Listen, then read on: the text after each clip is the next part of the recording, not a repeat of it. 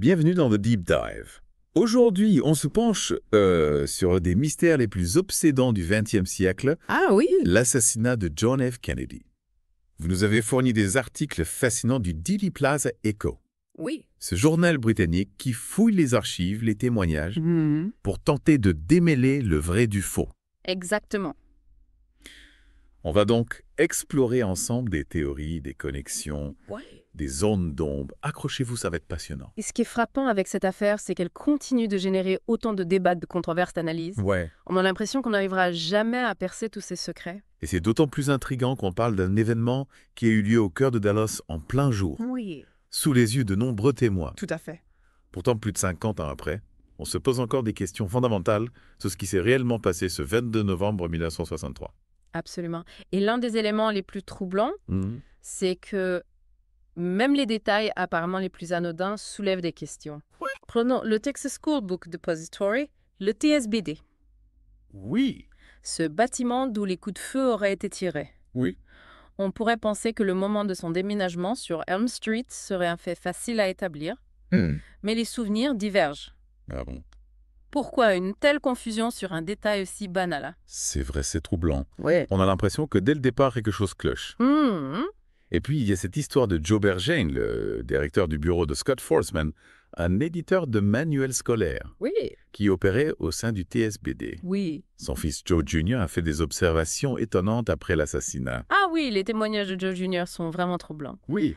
Il a remarqué des boîtes beaucoup trop lourdes pour contenir uniquement des livres, D'accord. un changement de comportement chez son père, qui est soudainement devenu très riche et silencieux. Oui. Et puis, cet incendie inexpliqué qui a ravagé leur maison, Oh. sans parler de cette phrase énigmatique prononcée par son père. « Je ne sais pas ce que mon fils ferait s'il n'avait pas un père riche. » On est bien loin de l'image du simple employé de bureau.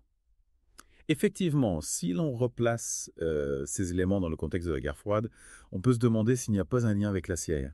Oui. Est-ce que les entreprises de manuels scolaires servaient de couverture pour des opérations clandestines? C'est une hypothèse qu'il faut prendre au sérieux. Oui. D'ailleurs, le parcours de William Shelley, un ancien employé de Scott Forsman, est assez révélateur. Avant de travailler pour l'éditeur, il était dans le secteur de la défense. Oui. Ce qui pourrait indiquer des liens avec le monde du renseignement. D'autant plus que le propriétaire du TSBD, Harold Bird, était connu pour ses positions ultra-conservatrices Oui. et ses activités anticastristes. Tout à fait. On le retrouve d'ailleurs lié à des figures comme Jack Keyson, impliqué dans le trafic d'armes. Beard était un proche de David Ferry, un pilote qui a travaillé pour la CIA. Et on retrouve aussi Ferry Lee Harvey Oswald et un certain Barry Seal, un trafiquant d'armes notoire, Ouais. dans la Civil Air Patrol, une organisation paramilitaire. On voit se dessiner un réseau complexe avec des ramifications dans le monde du renseignement, Ouais. du politique et du crime organisé. Et au milieu de tout ça, on retrouve Jack Ruby, cet homme qui va abattre Lee Harvey Oswald en direct à la télévision. On le présente souvent comme un simple gérant de boîte de nuit. Mais son passé est bien plus trouble qu'il n'y paraît. Effectivement, Ruby a été informateur pour le FBI dans les années 1940. Et on le soupçonne d'avoir été impliqué dans des activités illégales, notamment le jeu et le trafic d'armes vers Cuba. Et puis il y a ce détail étrange, un numéro de téléphone griffonné sur un papier retrouvé sur Ruby. Oui. C'est le numéro de l'armurerie de John Thomas Mason, mais avec les 4 derniers chiffres inversés. Ah oui. Pourquoi faire ça? C'est une excellente question. Pourquoi Ruby aurait-il noté ce numéro de cette manière? Voulait-il masquer ce lien? Et si oui, pourquoi? Mason était connu pour fournir des hommes aux exilés cubains anticastristes. Ouais. Il est possible que Ruby ait servi d'intermédiaire, voire qu'il ait participé lui-même à ce trafic. On a l'impression qu'on est face à un véritable jeu de coupé russe, avec des secrets cachés derrière d'autres secrets. Exactement. Plus on explore cette affaire, plus les connexions apparaissent, les coïncidences se multiplient, les zones d'ombre s'épaississent. Et c'est là qu'entre en scène Jim Garrison, le procureur de la Nouvelle-Orléans. Oui. C'est lui qui va oser rouvrir le dossier Kennedy et accuser Cléchon de complot. Garrison est un personnage fascinant, controversé, mais animé par une conviction profonde que la vérité officielle sur l'assassinat de Kennedy était fausse. On a d'ailleurs plusieurs versions concernant ce qui l'a poussé à relancer l'enquête.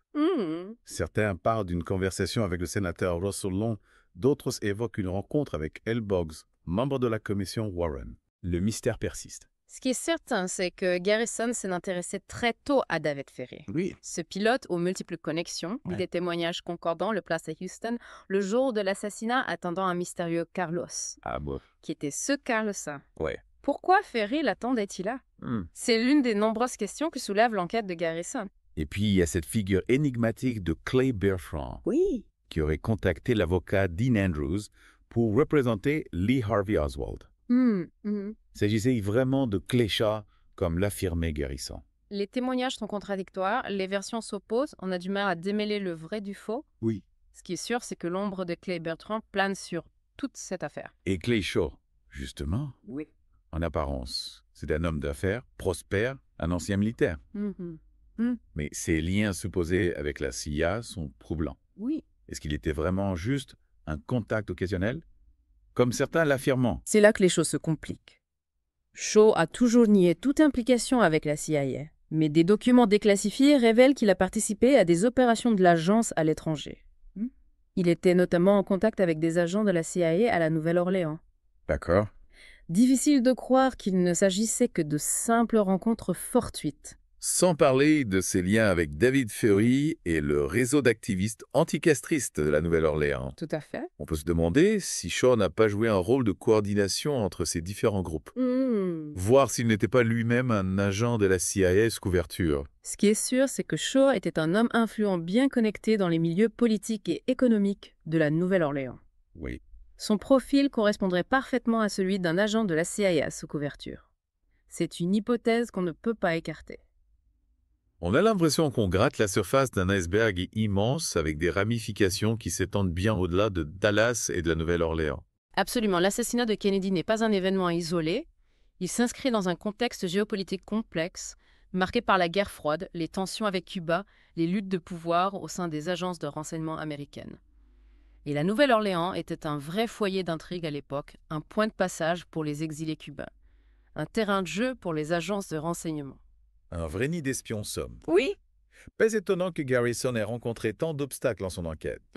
Il était la cible de campagnes de diffamation, de pression politique et même de menaces. Ah oui. Des témoins clés ont disparu, se sont rétractés, des preuves ont été détruites. Il est difficile de ne pas voir la main des services secrets derrière tout ça. Oui. On a l'impression qu'il cherchait à tout prix à étouffer l'affaire, à protéger des secrets d'État. Malgré tout, Garrison a réussi à rassembler suffisamment d'éléments pour inculper Cléchat. Oui. Le procès a été un véritable événement médiatique, suivi avec passion par tout le pays. Ce procès a mis en lumière les failles et les contradictions de l'enquête officielle. Garrison a présenté des témoignages qui remettaient en question la version de la Commission. Warren, il a pointé du doigt des liens troublants entre certains acteurs clés. Il a vraiment déconstruit le récit officiel pièce par pièce. Oui.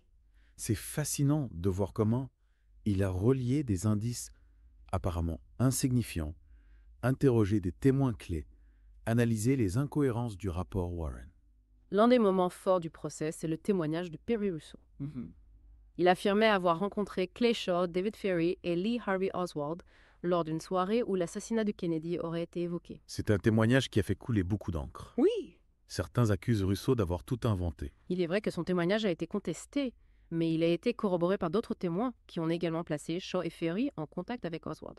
Et puis, il y a les témoignages des habitants de Clinton en Louisiane, qui affirmaient avoir vu Oswald en compagnie de Shaw et Ferry quelques semaines avant l'assassinat. Des témoignages troublants qui contredisent la version de l'assassin solitaire. Ils renforcent l'idée d'un complot, d'une opération planifiée impliquant plusieurs personnes. Malgré tous ces efforts, le jury a finalement acquitté Cléchat. Oui. Une victoire pour la commission Warren et pour ceux qui défendaient la thèse de l'acte isolé. Difficile de savoir avec certitude pourquoi le jury a pris cette décision. Peut-être que les preuves présentées par Garrison n'étaient pas assez solides. Peut-être qu'ils ont été influencés par la campagne de dénigrement menée contre lui. Quoi qu'il en soit, le procès de Cléchat a marqué un tournant dans l'histoire de l'affaire Kennedy. Il a contribué à alimenter les doutes sur la version officielle et à encourager de nouvelles recherches. Garrison n'a jamais abandonné sa quête de vérité. Oui. Il a continué à enquêter sur l'affaire Kennedy jusqu'à sa mort en 1992, publiant des livres, donnant des conférences, partageant ses conclusions et ses théories. Un véritable symbole de la persévérance, de la volonté de défier le récit officiel, de chercher la vérité coûte que coûte. Il a ouvert la voie à une nouvelle génération de chercheurs qui ont repris le flambeau et continuent d'explorer les zones d'ombre de cette affaire. Et ces recherches ont porté leurs fruits. Oui. Des documents déclassifiés, des témoignages inédits, des analyses approfondies ont permis de mettre en lumière de nouveaux éléments. Le mystère de l'assassinat de Kennedy reste entier, mais grâce aux efforts de chercheurs comme Jim Garrison, on s'approche peut-être un peu plus de la vérité. Ce qui est certain, c'est que cet événement a laissé des traces profondes dans la société américaine. Oui. Il a ébranlé la confiance dans les institutions, a nourri un sentiment de paranoïa, de suspicion qui perdure encore aujourd'hui. On a l'impression que cette affaire touche à des questions fondamentales sur le pouvoir, la vérité et la justice. Elle nous rappelle que l'histoire est souvent plus complexe, plus trouble qu'on le pense. Revenons aux sources que vous nous avez soumises. Le Dealey Plaza Echo propose des analyses détaillées des témoignages inédits des hypothèses audacieuses. C'est une mine d'informations pour ceux qui cherchent à comprendre les rouages de cette affaire. Ce qui est intéressant avec le Dealey Plaza Echo, c'est qu'il donne la parole à des chercheurs indépendants qui ne se contentent pas de la version officielle. Ils remettent en question les conclusions de la commission, Warren explore de nouvelles pistes, confronte les témoignages et les preuves. Une approche qui demande de l'esprit critique, de la rigueur, de la persévérance. Il faut savoir trier les informations, vérifier les sources, confronter les points de vue. Et c'est précisément ce que font les auteurs de Dealey Plaza Echo. Oui. Ils ne prétendent pas détenir la vérité absolue, mais ils nous invitent à réfléchir, à questionner, à nous forger notre propre opinion. Et c'est peut-être ça, le plus grand héritage de l'affaire. Kennedy nous rappelait que la vérité n'est jamais acquise, qu'elle exige un effort constant de recherche, d'analyse et de remise en question. Et que la quête de vérité peut être longue, difficile, semée d'embûches, mais qu'elle est essentielle pour une société démocratique qui aspire à la justice et à la transparence. On a exploré ensemble un véritable labyrinthe, avec ses impasses, ses fausses pistes, ses révélations inattendues. Oui. Le Texas School Books Depository, Joe Bergen, Jack Ruby, Jim Garrison, Clay Shaw, Clay Bertrand. Autant de noms, autant de pièces d'un puzzle qui n'a jamais été complètement assemblé. Et si la vérité sur l'assassinat de Kennedy ne résidait pas dans une seule preuve irréfutable, mais dans l'ensemble des connexions, des coïncidences, des contradictions qui jalonnent cette affaire. C'est une hypothèse fascinante et troublante à la fois. Oui. Imaginez. Et si tous ces personnages, tous ces événements apparemment disparates étaient en réalité liés par des fils invisibles? C'est ce que suggèrent les recherches du Dealey Plaza Echo. Mmh. Ils mettent en évidence des liens entre des individus, des organisations, des événements qui, à première vue, n'ont rien à voir les uns avec les autres. Par exemple, on a parlé de Jack Ruby, de son passé trouble, de ses liens avec le crime organisé. Mais saviez-vous qu'il était également proche de Joseph Civello, un mafieux de Dallas qui avait des contacts avec la CIA? En effet, et Civello était également un associé de Carlos Marcello, un parrain de la Nouvelle-Orléans, qui aurait eu des raisons de vouloir éliminer Kennedy.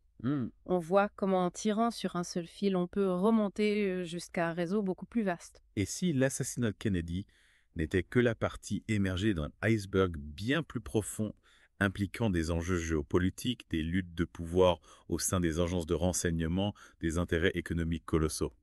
C'est une question qu'il est impossible d'ignorer. Après tout, Kennedy est un président qui avait de nombreux ennemis, la mafia, les anticastristes, certains membres de son propre gouvernement. Il avait osé défier les lobbies les plus puissants. Il avait remis en question la politique étrangère américaine. Il avait promis de faire la lumière sur certains secrets d'État. Des actions qui lui ont valu de puissants ennemis capables de tout pour le faire taire. Alors, chers auditeurs, à vous de juger. Les sources que vous avez partagées avec nous ouvrent des pistes fascinantes, mais c'est à vous de les explorer, de creuser, de vous forger votre propre opinion. L'assassinat de Kennedy reste l'une des énigmes les plus captivantes du XXe siècle. Et même si on ne découvre jamais toute la vérité, l'important c'est de continuer à chercher, à questionner, à ne pas se contenter des versions officielles. Merci de nous avoir accompagnés dans cette plongée au cœur de l'affaire Kennedy. On se retrouve bientôt pour une nouvelle exploration, un nouveau sujet, une nouvelle énigme à décrypter. À très vite sur The Deep Dive.